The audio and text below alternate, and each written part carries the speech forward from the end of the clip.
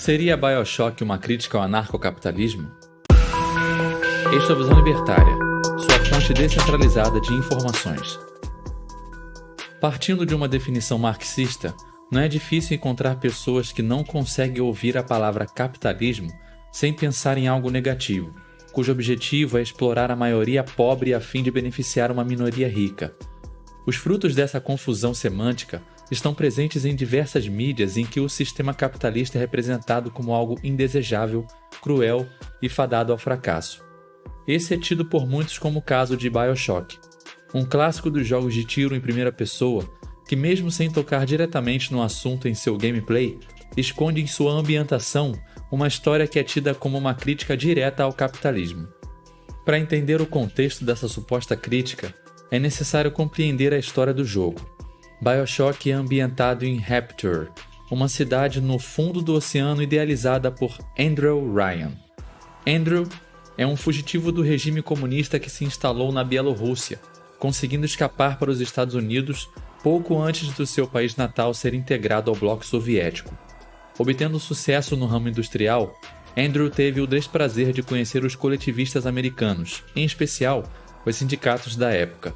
Desiludido com tanta sossagem, a ideia da construção de uma cidade privada baseada no indivíduo e longe dos horrores da guerra floresceu em sua mente. Foi colocado em prática um projeto colossal que contou com a ajuda de diversos especialistas. Em pouco tempo, a cidade foi construída, recebendo seus primeiros habitantes em 1946. Para quem já leu A Revolta de Atlas, livro da escritora americana Ayn Rand, as semelhanças entre Rapture e Galt's Gulch são nítidas. Ambos os lugares funcionam como um refúgio para os indivíduos que, devido às medidas coercitivas do Estado em nome da igualdade, são espoliados por uma autoridade governamental, culminando na criação de uma sociedade paralela a esses acontecimentos. BioShock passa a questionar esse ideal apresentado por Ayn Rand nos acontecimentos que sucederam à fundação de Rapture. O sucesso inicial da cidade, que até certo ponto era um local muito melhor para se viver do que as cidades da superfície terrestre, foi ameaçado pela disparidade entre os empresários e os trabalhadores. A crítica do jogo ao sistema capitalista está implícita nesses eventos, motivados pela diferença entre ricos e pobres e a introdução de uma droga extremamente viciante e nociva que levaram a cidade à ruína. O objetivo da história de Rapture é demonstrar como uma sociedade baseada em valores individuais está fadada ao fracasso. Contudo, por mais que essa história seja analisada por muitos como suficiente para tecer uma crítica ao livre mercado e uma sociedade baseada no indivíduo, é necessário entender o papel de Andrew na cidade. O imigrante bielorrusso, além de criador e idealizador do projeto, várias vezes age como um ditador em diversos pontos da história. Obviamente, em uma sociedade livre, as pessoas podem escolher viver em cidades que sejam geridas por uma figura autoritária, desde que elas estejam cientes disso por meio de um contrato, o que é algo que eu duvido que aconteceria, pois ninguém em sã consciência escolheria voluntariamente viver em um local assim. No Ancapistão, as pessoas são livres para criar as suas comunidades e impor regras privadas, mesmo que algumas não façam nenhum sentido lógico. Afinal de contas, a associação das pessoas é voluntária. Pensando nesse ponto, se os habitantes estavam cientes que a qualquer momento Andrew poderia criar medidas autoritárias, a história não faria sentido, já que não haveria motivo para alguém sair de um governo autoritário para outro sob as mesmas condições. Contudo, pensando que nada disso estava previsto, os atos de Andrew ferem os princípios que ele mesmo buscou defender em Rapture. Tamanho é o seu autoritarismo que, por medo de influências externas, ele decide outorgar uma lei que impede todo o contato da cidade com o mundo exterior. Isso significa, na prática, que além de não terem notícias do que acontece fora da cidade, os habitantes estão presos no fundo do oceano, completamente à mercê de Andrew e seus devaneios. Por mais que Andrew se julgue como um defensor do livre comércio, as medidas que ele toma restringem a competição dentro da cidade. O contato inexistente com o mundo externo inibe a chegada de novos produtos e empresas concorrentes. Isso fica muito evidente quando um homem chamado Frank Fontaine enriquece com o comércio de bens externos, contrariando as medidas impostas por Andrew. Outro ponto que é criticado pelo jogo é a incapacidade das pessoas pobres de atingirem um patamar social maior em Rapture. Levando o randianismo até as últimas consequências, Andrew não é somente contra programas sociais assistencialistas, mas também não permite que os cidadãos façam caridade dentro da cidade.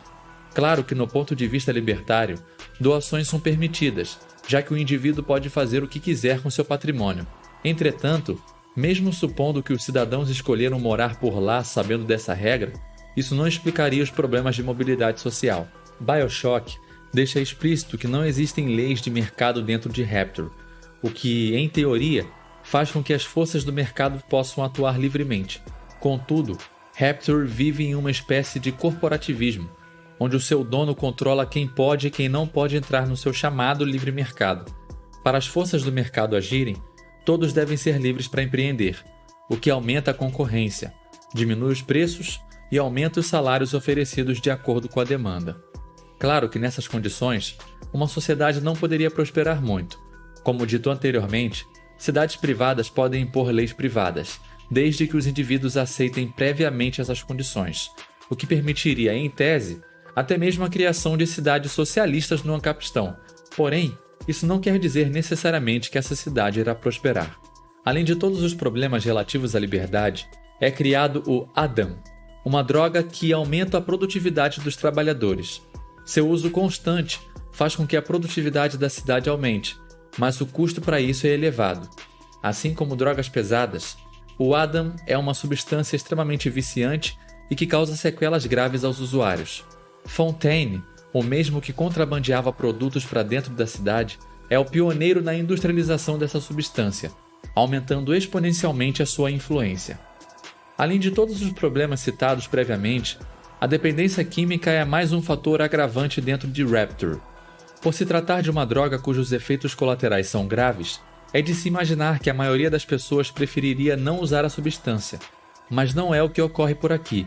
O jogo não diz os motivos para isso, mas é de se esperar que, por se tratar de um monopólio corporativista muito lucrativo, Fontaine manteve acordos com Andrew a fim de incentivar o seu uso e impedir que as pessoas divulgassem os malefícios da substância. Entretanto, essa parceria não dura muito, e o que se acontece é um conflito de poder entre Andrew e Fontaine. A disputa de poder acaba com a tentativa de prisão de Fontaine, no qual ele tenta resistir e acaba sendo assassinado. Não demorou muito tempo até que um revolucionário chamado Atlas juntasse os trabalhadores e iniciasse uma guerrilha contra as forças da cidade.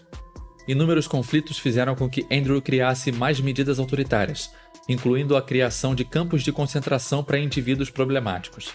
Atlas pode parecer a solução para os problemas da cidade, porém, com o passar do tempo, seus atos para conseguir mais poder se assemelham aos métodos utilizados por Andrew. As disputas entre Atlas e Andrew fizeram com que ambos os lados, em uma tentativa de conseguir a maior vantagem possível, criassem armas cada vez mais fortes e abusassem do Adam. Como consequência, a sociedade de Rapture sofreu os efeitos da guerra, em que sua população teve um destino cruel.